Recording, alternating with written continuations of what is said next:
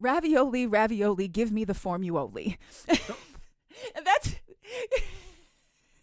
The fuck did you just say to me?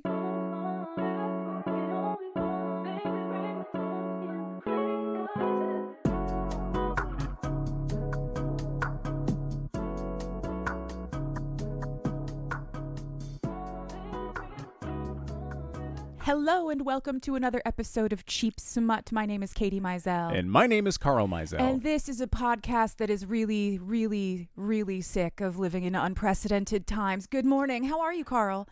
I am begging for precedented times. Oh, my God. I would just once like to go, this is good, and this is like that one time when everything was normal. Yeah. But I mean, that's a very, and I know that is a very privileged outlook to have. Oh, my God. But, God, just something sane. Yeah.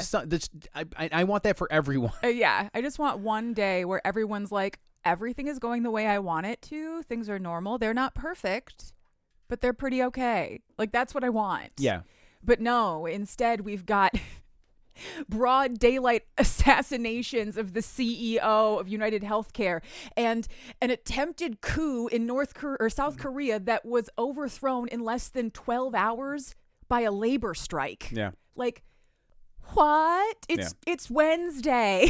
Yeah. And you're looking around going, huh, it's just Wednesday. Yeah. Just Wednesday. What's that song? That song that you always sing or that you play all the time? You never thought you'd go to war after all the things you saw. It's only Tuesday. That's what it feels like every day. It's the 6 Days by DJ Shadow. Yes, which is a cover. Which is a not a cover. That's a sample from it's a sample of something else. Yeah. Yeah. And I think about it like once a day because the vibe of that song, both the original, like the feeling that the song invokes, both the original and the sampled DJ Shadow song. It feels like what I'm feeling right now, this like weird hollow desolation of like, what the fuck is happening and why does it keep happening? Yeah. And so like once a day, I'm just like, it's only Tuesday. Yeah. Holy fuck. I don't know. Are you referring to the 6 Days remix from the Fast and Furious soundtrack or the original 6 Days by DJ Shadow from his album, The Private Press? Both of which sample a song that I don't know the name of. Either way, I'm putting 6 Days in the show notes because it's a great fucking song. Yeah, it's a good song, and I hope you guys can hear it. Absolutely. Yeah.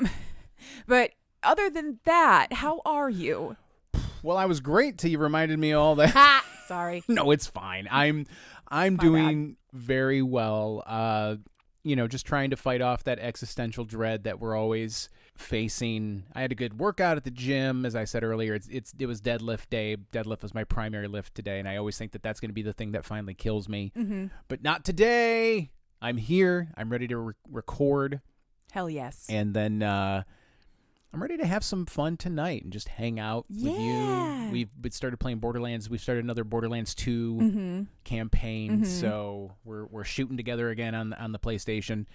It's already great. We've only played for about an hour. We haven't even gotten to Captain Flint and the first boss. And no, we haven't done hardly anything in the game yet in terms of story, but the other night we were just sitting there and we were sniping on the same hill, taking guys out and just like, oh, nice shot. Oh, good one. And it just felt so great. Yeah. There's nothing better. We haven't even met Butt Stallion yet. No. No.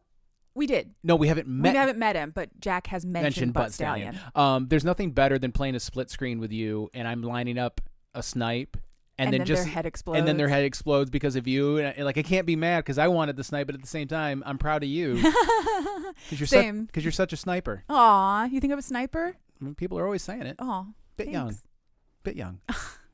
Yeah. Shorzy reference. Yeah. All right. So now last week when I asked you what we were doing or what you were reading next week, yes, you were very secretive. Yes. I didn't want to tell you the title because it's a great title. It's one of those ones I want to tell you and get your reaction on the pod. Okay. Okay. I am ready. All right. We are on the pod, so let's do it. Let's do this. Today, I am going to tell you the story of S.I.L.F. S-I-L-F. Yeah, I figured. And you know what it means already, don't you, Carl? Yeah. You tell the listeners. I'm assuming that means Santa. Mm-hmm. I'd like to fuck. Yes. Okay. Santa, I'd like to fuck, by Lana Love.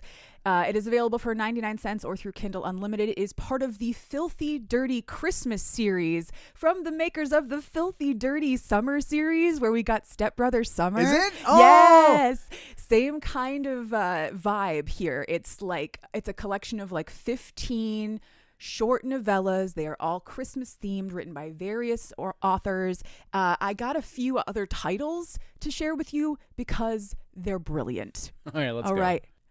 Stalk and Stuff Her. Yeah. Oh, holy night. Slay My Name. S.L.E.I. Oh, yeah. Well, it could have been a dark holiday romance. It could be. And there probably is one out there somewhere, but it's not that one. And my personal favorite, We Three Kings, Hark the Herald Angels Moan. Is that an MMM? Yeah. Yeah. Well, it'll be an MMMF. Yeah. Okay. And they probably won't sword cross. This is the kind of series where all of the undertones are very compet. Everybody is very straight. Okay. If there's three dudes, they're only interested in the woman. Okay. That's the kind of situation we're in right now, and we're just going with it. It's the same kind of breathe deep and release your feminism. We're reading a Jessica Kane or something like that. Yeah. It's porn. It has very little plot and the people are two-dimensional and whatever. We love it. So for this one, let's get into our triple T's. Our triggers are fat phobia and internalized fat phobia. And as always with these books, rich people. Our tropes are BBW, that's big beautiful woman, billionaire boss, Christmas romance, a little bit of Cinderella for flavor, and ravioli, give me the formuoli. And that's... The fuck did you just say to me? I'm doing it again. You remember how I said earlier I thought of a joke that made me laugh for 5 minutes in my car? Yeah. That's the joke. Okay, ravioli, give me the formuoli. Is a meme from SpongeBob. Okay. But specifically, I am referencing the fact that these stories are formulaic. You're getting the formula of the short, hot romance novel. Yeah. But formuoli. It was really funny. No, it is funny. Anyway. It's very akin to what I was talking about in the garage last night while we were outside having our nightly smoke session. When I was talking about, as a bass player, yes, we acknowledge that other bass players will sometimes write bass lines that could be played more simply. Yes. But we have to move our hands in a cool way to let people know that we're here too. And so there's a difference between just doing it, because you can have a formula. Yeah. In this case, the formula is move your hands a lot to make people think you're doing something. But you can do it better. So being formulaic is not bad. No. It's just that some formulaic things are better than others. And in this case, I referenced the bass line from Come Together by the Beatles. Yes. That's a very simple bass line, but if you were to watch somebody play it, yeah. You'd be like, ooh, they're doing something. Their hands are going boom, doom, boom, boom. Whoa, their hands up there. Now it's down here. Right? So I'm guessing this is in that that category of it's a formula that is done well. It's the formula, and we love it. Exactly. We're here for the formula. There's a reason we love formulaic things. Yes. It's just that some things are better at it than others. Yeah. Our titillations are hot, fat redhead, and he loves the taste. Those are our titillations. So let's get right into our story this week. It revolves around our FMC. Her name is Christmas Patton, but everybody calls her Chrissy. She is in her late 20s, maybe early 30s, somewhere in there. She has long red hair, blue eyes, and she is fat and hot. She works as a junior project manager for Wade Technical Holdings International, and she is very, very dedicated to her job, which is where we find her at the start of the book, where she's having a meeting with her shitty boss, whose name is Dina. So at the start of the book, Dina is telling her that she has once again been passed over for a promotion, even though she has done a shit ton of work on a shit ton of really important projects. She's not a friend of Dina's, and Dina doesn't like her. Chrissy argues that she just got her MBA. Like, she should be the most in line for this promotion. But Dina looks down on the fact that she got her MBA from an online university, even though it's perfectly legitimate and accredited. Of course, again, Dina doesn't like her, so she's not going to get the promotion. She leaves that meeting super pissed off and goes back to her tiny little office. Everybody has an office, but of course she has the smallest, like, broom closet of an office that Dina could put her in. And she makes arrangements to go to lunch with her best friend, whose name is Frances. So Frances works in high fashion. She works for this like big fashion house person named Mimi, who is currently out of town for 2 weeks doing like shopping in Italy or something. So Frances can basically do whatever she wants. And she is currently at lunch encouraging Chrissy to call back a headhunter that has contacted her from a rival organization.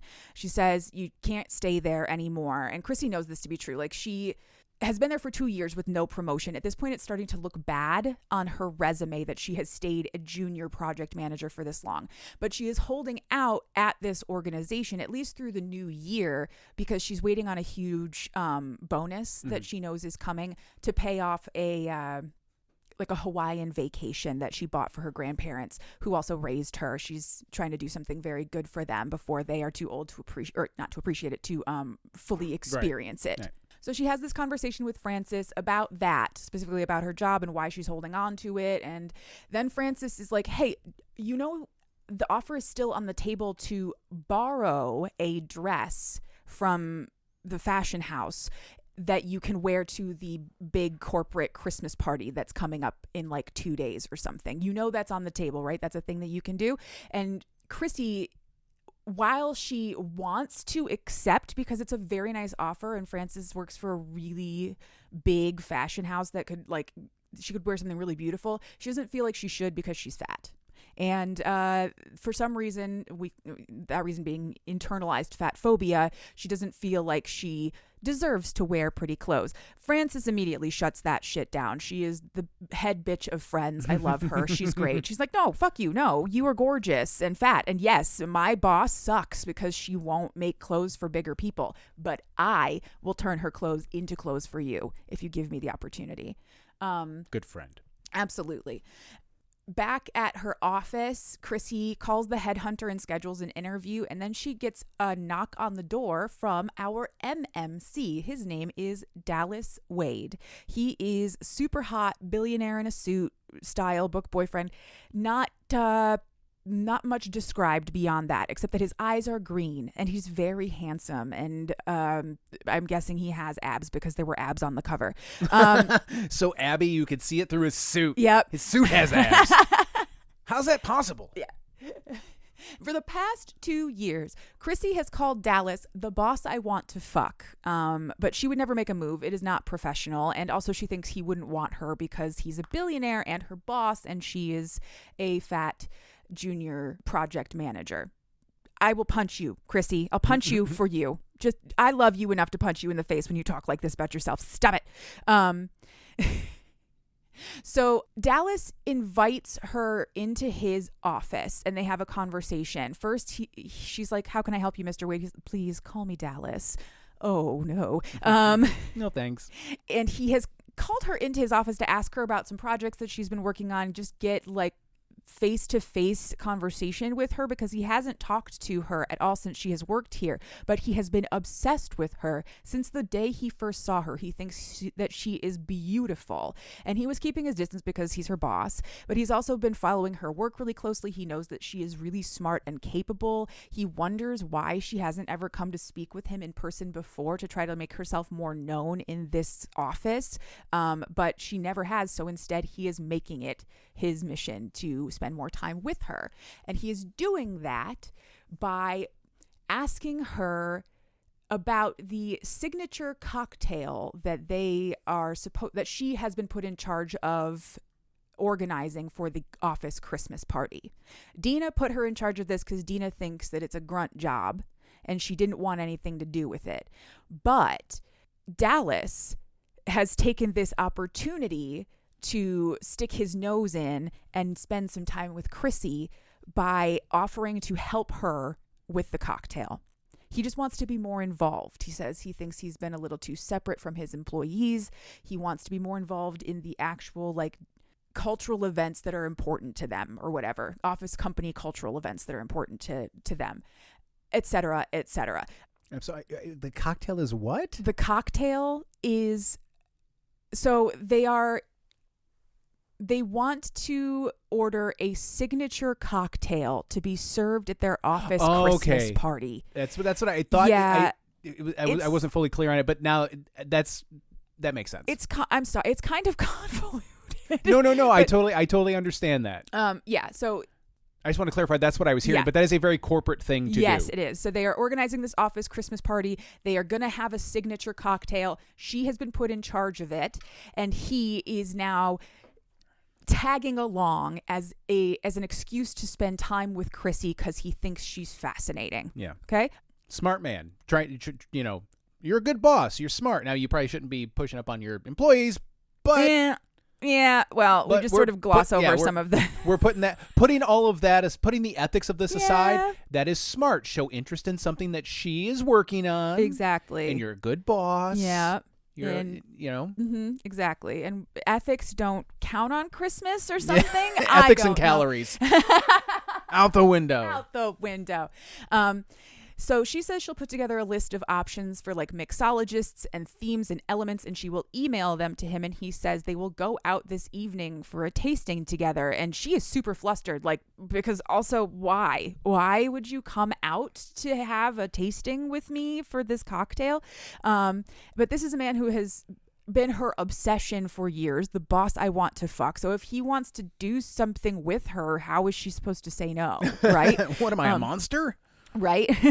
From his perspective, so Dallas is so hard for this woman for the entire book. I have no idea how he runs a multi-billion-dollar corporation. Like, I don't know. There's no there's no blood in his brain. Mm-hmm. It's all in his dick. Every single time he's thinking about this woman, he is hard for her. Well, it's a very little known fact, but part of like CEO training is you have to learn how to function while basically priapic. Yeah, just fully erect at all times. Because you're always wanting to fuck all your underlings. Exactly. So you have to know how to focus. It's like, how like astronauts train for high, multiple G's. Like, yeah, they go on like the vomit comet and stuff. They just like parade CEOs through strip clubs while they make them do, I don't know, boardroom calculations or something. The Ludovico technique. They just bombard them with like erotic images, and they're like, "Now, quick, go talk to your secretary."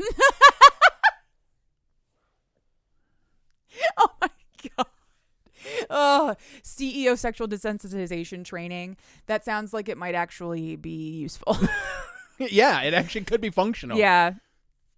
Somebody make these people stop. Actually, no. Let's just replace them with people who won't do that. Yeah, exactly. How about that seems like it's the whole like keep it simple, stupid. Yeah. Instead of training them to not do that, why don't we just fire them and get not shitty people in there? Oh my God, yeah. Well, why don't we start with women? You ever once catch yourself trying to uphold the patriarchy by making a convoluted problem? It's like when you could just replace them with women. Fucking replace them with women and people who are not men, just people who aren't men. Yeah. Shitty white men. And hey, look, as a white man, I'm still all for this. Yeah, again, we're here for it. Where were we? CEO sexual desensitization. Anyway, so that evening he takes her to a bar in his town car. He always has a driver there. He never drives anywhere. She gets the impression that this is a date pretty much off the jump. The vibe is very much, I am taking you out for drinks. My hand is on the small of your back. He's saying things like, this way I get to spend more time with you. Like, it's obvious he is flirting with her. Why does she spend so much time in this book thinking this man doesn't want her? Again, it's the internalized fat phobia, but it's just annoying. You want to reach through the screen of your Kindle and just slap a bitch. Just be like, bitch, shut up. You're beautiful and fat. You can be both things. Now fuck this man. Sorry, I hope I didn't hit my... You did several times. No. I really got to go downstairs and dig out a shock mount for you. Sorry. It's all right. I just have such wild hands. It's true you do. Anyway, so he shuns her mixologist choices when they first go out, and this pisses her off until she realizes that he is taking her to this uptown bar where her like gold star mixologist she couldn't even get on the phone works. He had to like make some calls to get this person. So they are on the same page in terms of what they want out of this cocktail. That's super cool. He gets them a private room where they have this awesome like cocktail tasting experience, and the bartender is super involved in educating them, and like she's having this fantastic time and doesn't realize exactly how strong the drinks are. It's wonderful until finally they are left to like mull over the choices that they have, and they end up picking a cocktail called Mistletoe Magic. I don't know what was in it. It was red. I remember that. And it had red in it. It had red in it. Oh no. I love red. And then the bartender leaves them in their private suite. They order some food. The door is closed and they get all snuggly in their like corner booth space that they have all set up. He is turning on the charm so fucking hard, this man. And she, as soon as she turns her head to him, is caught in a kiss. He kisses her immediately, just like wham, like two fucking magnets, these people. I always have to do the page math in my head. I'm like, oh, this is a shorter book. It is. It's a way shorter book. And it's an awesome kiss. They immediately, every time they kiss, they almost immediately end up grinding on each other. Fucking awesome. Double bonus points. I love it. And eventually he's like, I need to taste you. I need to. And he has her stand up, take off her pantyhose, so she does a little strip tease, and then get onto his lap. And so she straddles him and he fingers her, but this is just teasing. She doesn't finish. He just teases her until their food shows up. So rude. But also there's food now, so that's a little bit better. And then as she is climbing off of his lap, he licks his fingers clean. And from that point on in the book, every other paragraph of his thoughts is about getting that taste back in his mouth again. This man just fucking wants to eat her out all the time forever. Can relate. Love it. Great. So good for her. During this scene, she says the phrase, "This feels dangerous," which is something that then gets repeated over and over throughout the book every time they do something that's like mildly horny. That's only because it is. It's dangerous. Yes, because it is dangerous. The next morning, he has Dina send Chrissy into his office. This does not make Dina happy, obviously. He tells Chrissy when she gets to his office, I thought you might have a bit of a hangover because I wasn't feeling great either. So he's brought breakfast sandwiches and coffee, and he delights in like watching her sort of come back to life from the hangover from the greasy sandwich, because yes, that's exactly what you need. Of course, you need like grease and carbs to soak up all of the devil's tannins or whatever. Side note, while we're talking about that, I watched that interview with Maddie Matheson on CBC, and he was talking about there was a show that he had done once where he would go hang out with a chef, and they would get just fucking shit-faced, and then the next day that chef would prepare their hangover cure. And he's like, yeah, we did 3 episodes. That's how sustainable that was. Yeah, for sure. Because how often can you get shit-faced, blazing, hung-over drunk when you're in your fucking 40s or whatever? Maddie's like in his 30s. Well, he's late 30s now, but this was like I think this was still when he was younger, but post 29-year-old heart attack. Oh yeah, when he was more sober, he wasn't doing coke and stuff anymore. Yeah, so more sober, but still older, so couldn't pull that off. Yeah. So I just wanted to throw that anecdote out there because I love the idea that they were like, this is a great idea, but we cannot do this anymore. Do this again. No, this is so bad. So bad. It's sort of like how I can't believe they've sustained drunk history for that long. But I suppose when it's just one person having to get wasted, yeah, it's a little bit easier than Maddie having to get wasted over and over and over again. Yes. Poor man. Okay, so while they're having their breakfast in his office, they're talking about the night before, and he's like, I want to do it again. And she's like, is it bad if I really liked it? Like really liked it. And why? Why would that be bad? It's optimal. It's what he's like, no, that's exactly what I wanted. That was the goal. Oh shit. I only did that because I thought you wanted it. I actually hate all of this. I didn't want you to ever want to do that again. I was just being nice and offering to finger you and eat you out. Just begging to taste you because I thought it was what you wanted. I hate it. No. So they kiss in this scene and they're about to get nasty, like right there. She's like, is the door locked? And he's like, it can be. Nasty. I said it. What? I don't know. It's that you've literally never said it. I was today years old the first time I heard it. I never have. I don't know why it came out now. Fast forward 1 year. And I can't stop saying it. No, Merriam-Webster's 2025 word of the year, nasty. They're doing a think piece on the inclusion of nasty, and people won't stop saying it, and everybody hates it. And it's all my fault. Yeah, it's all your fault. I'm like getting death threats in my DMs. Are you the bitch that said nasty? Exactly. Anyway.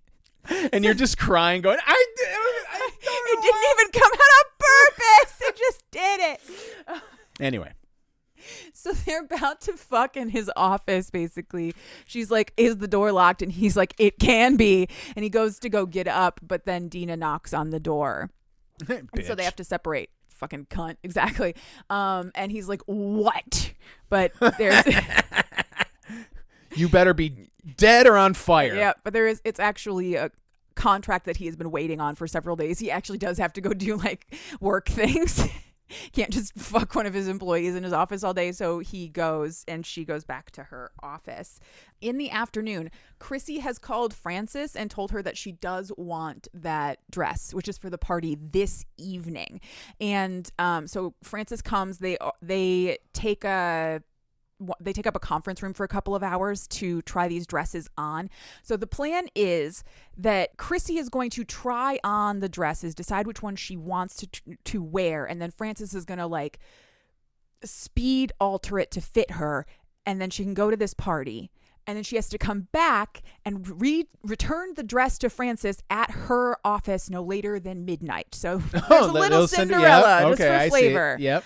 So Chrissy's like, how are you going to do this in a couple of hours? You're going to alter this dress that was made to fit a runway model who's a size 0 or something, probably, because it's made by a woman who doesn't think fat people should wear clothes. And Frances says, no, I am using this as portfolio material. I am going to apply for that TV show Sew It Up, which is basically Project Runway. Yeah. So I'm going to prove that I can make a fat, hot dress out of this skinny bitch dress in 2 hours and return it to normal in 2 hours. That's like her thing. That's amazing, Frances. You're amazing. You're amazing. So they do all of this, and as Chrissy is holding this dress up to her, because she can't even get it over her thighs, obviously. She's just holding it up. Dina storms in without knocking, and Chrissy's like, I have this conference room for 2 hours. You can't just barge in here. And Dina is like sly, skinny bitch, grinning at her, thinking that like she's the cat that got the canary, because Dallas is right behind her. Oh. And so she's like, oh. So Chrissy is feeling so vulnerable because a lot of her body is on display. She is wearing just her bra and panties and then a dress to just cover the front of her. All of her extra bits are hanging out the sides. Dina is looking at her like this, but she does not see that behind her, Dallas is looking at her like he wants to fucking eat her, because he does, of course. So he sends Dina back to her office. They'll go meet there instead. And then he calls her over and he says very quietly, Frances is still in the room for all this, by the way, so she got to see this. This was amazing. He says, this is not a changing room. If you want to get naked at the office, come and find me. Whoa, buddy. Okay. Holy shit. Wow. Wonderful. So he leaves the room and Frances is like, bitch, I told you that man wanted you. I told you. And I am going to put together a dress for you that is going to make you fucking irresistible. And Chrissy's like, yeah, I guess maybe he kind of wants me. Bitch, I will slug you. I will hit you through the phone. He asked you to get naked in front of him. What do you mean he doesn't want you? Jesus Christ. So he's just a really thorough boss. Right? Right? He just wants to know if I have any cancerous moles. He takes skin health very seriously. Oh my God. That reminds me of So did you ever listen to My Dad Made a Porno? Yeah. Yeah. The very first episode of them reading it was her getting like getting a hymen examination. I don't remember. That's what that reminded me of just now. I don't know why, but it's upsetting. Jesus. I'm sorry. Now she's headbutting the microphone. Sorry, I'm a mess. I'm a mess today. What I'm gonna have to do is I'm gonna have to put a pulley up there above you, and I'm gonna have to control the mic level. Like, oh, she's coming in hot. You're gonna have to get me one of those like ear mic things. Yeah, headset. A headset. You'll find a way to slap it. I will probably. You will. I will. I'm sorry. I'm just really animated. It's okay. Where were we before I started losing my shit? Okay. You're talking about boss wanting to see her naked. Boss wanting to see her naked, and yeah. Anyway, so that afternoon, before the end of the workday, Chrissy gets a call from the King Technologies recruiter with an offer of a job as senior project manager, and she accepts it immediately, no questions asked. She feels a little bit guilty because of Dallas, but really this job is awful. She does not want to stay here, and she's not going to stay here just because her boss is hot. At the holiday party that evening, Chrissy arrives. She looks fucking stunning. So she's wearing this like silk strappy evening gown thing. Sounds so fucking hot on her because it's like all exposed back and big titties and like curves for days, you know?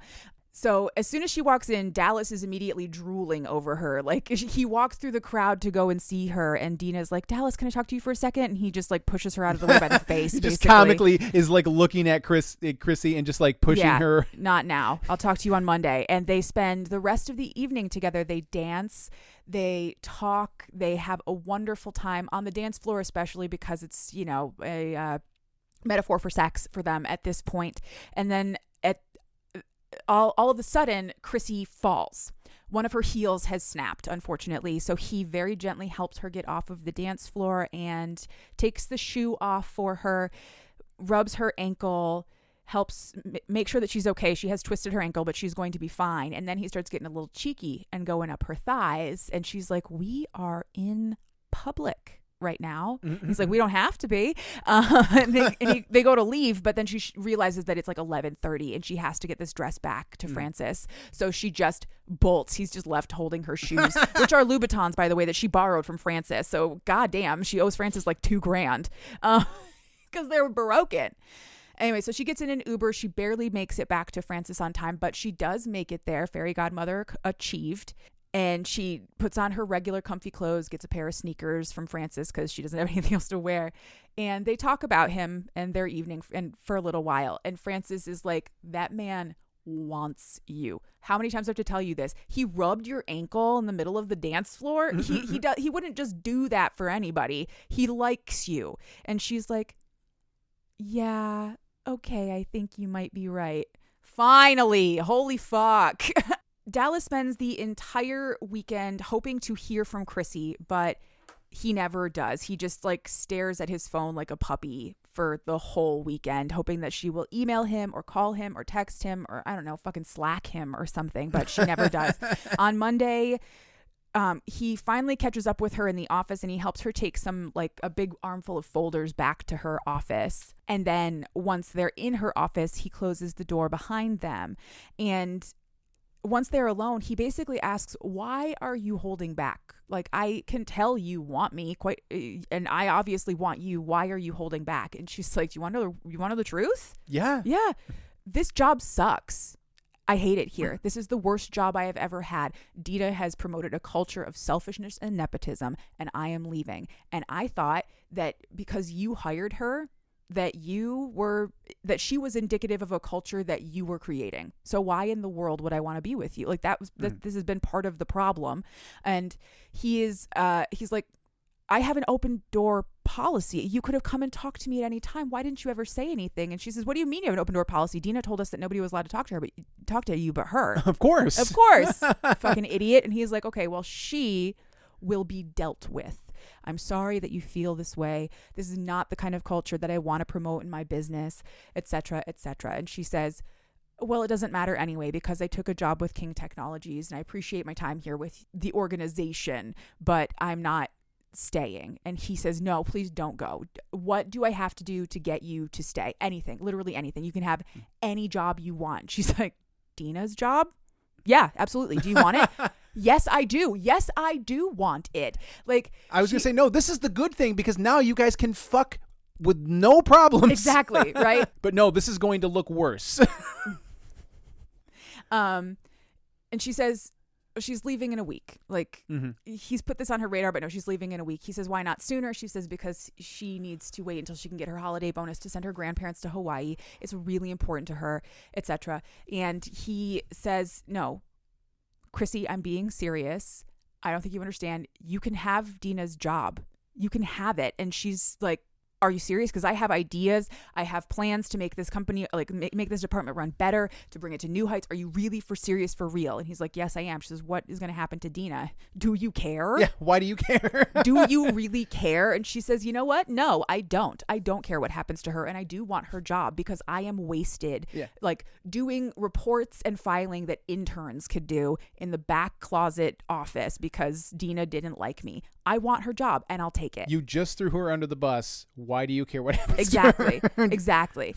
And then she's like, wait, why are you offering me this job?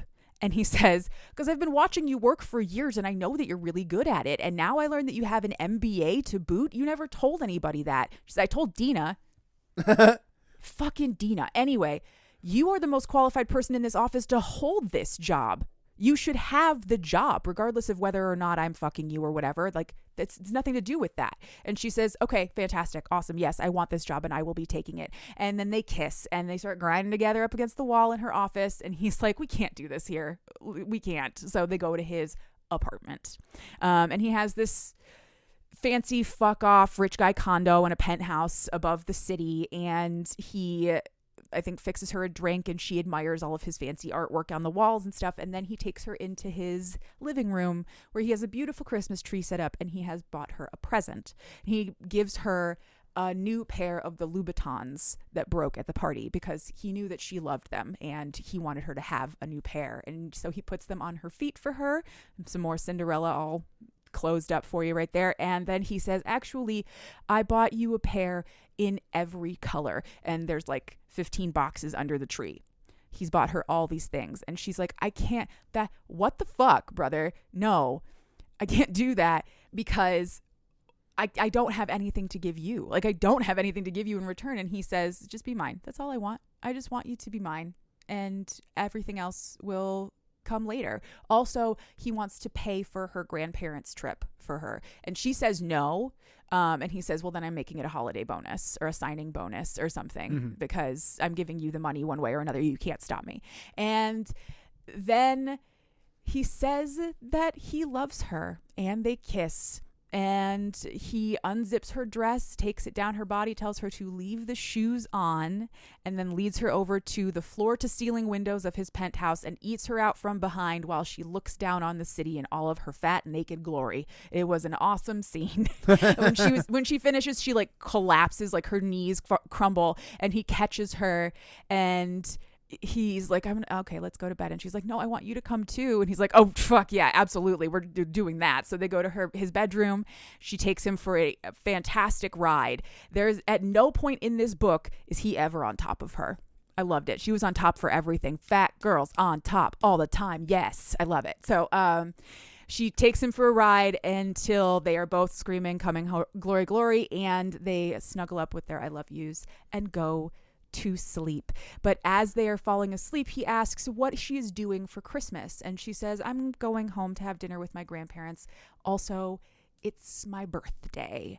Yeah, I was born on Christmas. That's why my parents named me Christmas. I think they were trying to be clever. I never got to find out. I don't know them. So I just don't tell people that my name is Christmas and I was born on Christmas Day. And he says something about how Christmas is his favorite day and his favorite person. And then they start making cute little jokes about how Christmas only comes once a year, but she's going to come every day. Ha, ha, ha. Adorable. I was going to say that is an old joke. Yeah. From a 007 movie. From a James Bond movie. Yeah.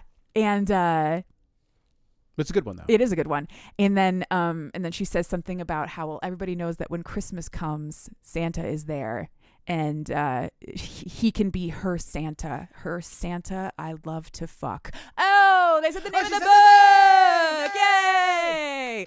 And that is the end of the book. But of course, there is an epilogue. Naturally. 3 months later, they're leaving another dinner with her grandparents. He has just weaved himself right into her domestic family. He has also proposed to her after taking her on a mega yacht tour around the Caribbean for the new year. Blech. And as they get into their town car to go home, she informs him that he knocked her up, and they're all so very excited. And to celebrate, he eats her out, and then she goes for a ride. They put the privacy screen up first. The driver probably also knows that they're fucking, but oh yeah. He's just trying to drive, and the car's freaking lane detector is going crazy. Looks like they're driving in a wind tunnel. Yeah. Yeah. So then they fuck to celebrate, and that is the end of S.I.L.F. Thank you so much. That was a joy. That shit is great. It's always good because it's just like it's just a palate cleanser of silly fun. Yeah, I love it. I do. That is the thing that I always struggle with is like I've started watching, like I've kind of gone back and watched some movies that I feel crazy calling older now, but I'm growing up in the 80s. I'm a huge John Hughes fan, so we've gone back and watched a couple of John Hughes movies, and a lot of the stuff does not hold up. Obviously, the entire character of Long Duck Dong in 16 Candles does not hold up. They very casually throw around the F slur, that sort of thing. But you have to kind of remember that's a certain time and place. And also in these books, like you've said, you have to kind of like leave your feminism at the door. Yeah. Kind of thing, Just separate yourself. You have to understand, like, yes, this is wildly unethical and would be terrible. This is a wild violation of a power dynamic. Yeah. And all that stuff. Yep. But he's so hot. But a hot, handsome, sweet billionaire wants to sweep you off your feet and give you your dream job because you deserve it. Yeah. Yes. And fuck you in the process. Exactly. I can see how people would be into it. Oh. Hey. What are you into? I am going to bring the room down a little bit. I'm sorry. I am into the genuine love that we feel for our animal companions, our pets, our family, our furry family. Today, we were informed that the beloved dog Balder of our friend Gwen Harper passed away this morning. He was epileptic and suffered a series of seizures and passed. I was very fortunate to get to meet Balder. He was the most wonderful dog. He was a bright little soul. Gwen called him the mayor of the neighborhood because everybody loved him and knew him, and he was just the best. And I'm really sorry to hear that he was lost so suddenly. So I want to dedicate this episode to him. He was such a sweet boy, and Gwendolyn loved him so much, and she deserves for him to be recognized. So such a boy. We love you, Balder, and we love you, Himbo Jones and Bonnie McMurray and Squirrely Dan and all of our pets. Yeah. I never got to meet Balder. Always had a special affinity for him. Yeah. As some people might know, our son's middle name is also Balder. Balder. So we have affinity not just for the name and the name's sake, but also the big, beautiful boy that was Balder. So yeah. Rest easy, big fella. You're in the big dog park in the sky now. Hell yeah. What are you into, baby? That's a great question. I've been thinking about that a lot today, and I think I'm going to land simply because I just love the idea that I'm going to get to put this in the show notes. I have recently, every once in a while, the dog that chases a car that is my brain, the dog chasing a car that is my brain, I will just wildly and randomly revisit things. I recently, I remembered the song Logax by Boards of Canada, and I've just been revisiting that. So I've been kind of going back into mid to late 90s techno, which is why I am so into Come to Daddy, the Pappy remix, and the Chris Cunningham video. You don't have to listen to it. Richard D. James, better known to the world as Aphex Twin, is a genuine genius in the field of electronic music. Yes. Whether or not you like what he does is another question, but there is no doubt that he deserves the reputation he has as a musical genius in the world of electronic music. He has done some fascinating things. He has music out there where if you put it through like a sonograph, you'll see his image. Yeah. Like that's what it, that sort of thing. Bucephalus Bouncing Ball. He just took the sound of like a marble hitting glass and turned it into, a really awesome tune. The song "Come to Daddy" is much more famous for, like I said, the Chris Cunningham video, which is just upsetting and unnerving, disturbing in a lot of ways, but it fits the tune so well. I am going to subject you to the Pappy remix, or the Pappy mix of "Come to Daddy" by Aphex Twin, video directed by Chris Cunningham. Wonderful. I love it. That's hilarious. That video, like you said, I recognize that he is good. Like he's good at what he does, but it is awful. I can't listen to it and I can't watch it. And I think that's probably good because I think developed it to make people uncomfortable. Oh yeah. But for people who have like high anxiety, it's not good. Yeah, no. I in an interview, and I said sonograph. I didn't mean sonographs. I think sonogram, or whatever. The thing with the sound waves. Yes. Oscilloscope. That's the one I'm looking for. There was an interview with Chris Cunningham where he's like, it was kind of just, the video was all kind of a joke. Like, it's just these hideous looking children, but they all look like this man. It's really weird. They all have the face of Richard D. James on them. It's just unnerving and upsetting, but in a good way, in a fun way. Like I played the scream that at the end or towards the end of the song, that big demonic scream that he lets out multiple times. That just scratches a very specific part of my brain where it's mixed in just everything, just so that it just sounds so awesome and cool to me. So anyway, what do we have? And I was going to say, what do we have on the agenda for next week? But we only have 2 more episodes. Yeah.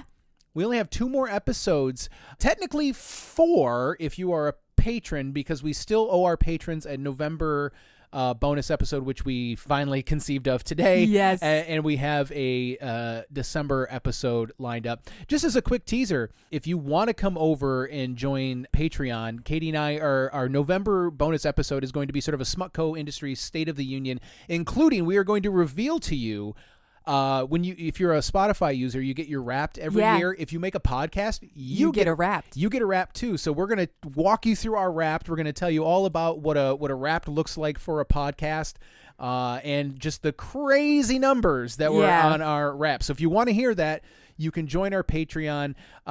We always say for as little as $1 a month, because all we ever ask for is $1 a month. $1 will get you access to everything. But if you are the kind of person who says, hey, I find more value in this than $1, I'd like to give you more, you can give as much as you like, but we will never ask you for more than $1. No, absolutely. But if you'd like to hear that, we also have, every once in a while, we'll put I edit a lot of stuff out of episodes. This is just a push for the Patreon now. Yeah. We put bonus content up over there. We've had deleted scenes. We've done some dirty Mad Libs. Yep. We did an episode on Butcher and Blackbird by Bryn Weaver.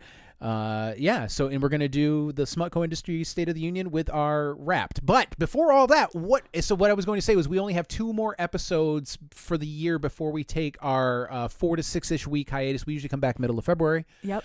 So what is our penultimate episode going to be? All right. Our next episode is going to be about Accidentally Under Your Tree by Marty V. Hey! Yeah. The first time we've covered a book on the show by an author who has been in our home.